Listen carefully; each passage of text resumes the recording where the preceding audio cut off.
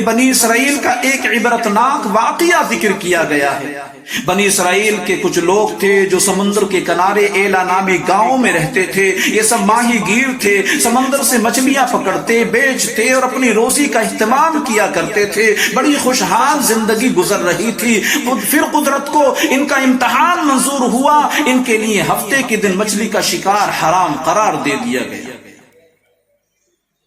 مگر افسوس، انہوں نے اس حکم ربی کو کچھ اہمیت نہ دی۔ جیسے آج کل لوگ مختلف حیلوں سے حرام کو حلال اور حلال کو حرام بنانے کی کوشش کرتے ہیں، بنی اسرائیل کے اس گروہ نے بھی ایسا ہی کیا۔ انہوں نے اپنے گھروں کے قریب بڑے بڑے حوض بنائے، سمندر سے نالیاں کھینچ کر حوض تک لے آئے۔ ہفتے والے دن جب مچھلیاں زیادہ ہوتی تو نالیوں کی منہ کھول دیتے، مچھلیاں نالیوں کے ذریعے حوض میں آ جاتی۔ اگلے دن انہیں یہ پکڑ لیتے۔ یہ بھی اللہ پاک کی نافرمانی ہی تو تھی۔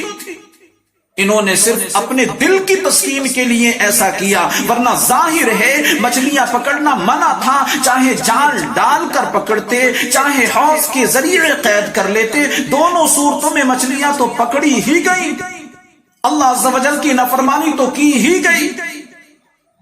لہذا انہیں سمجھایا گیا، دین کا درد رکھنے والوں نے انہیں نیکی کی دعوت دی، انہیں بتایا جو تم کر رہے ہو یہ غیر شرعی حیلہ ہے، یہ محض ایک بہانہ ہے۔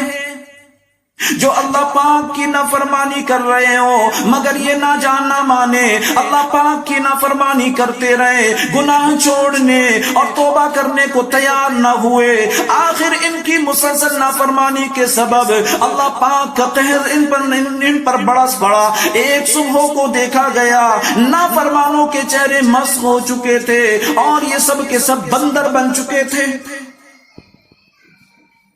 اللہ پاک نے عبرتناک واقعہ کلام مقدس میں یوں ذکر فرمایا، وَلَقَدْ عَلِمْتُمُ الَّذِينَ اعْتَدَوْا مِنْكُمْ فِي السَّبْتِ فَقُلْنَا لَهُمْ كُونُوا قِرَدَةً خَاسِئِينَ۔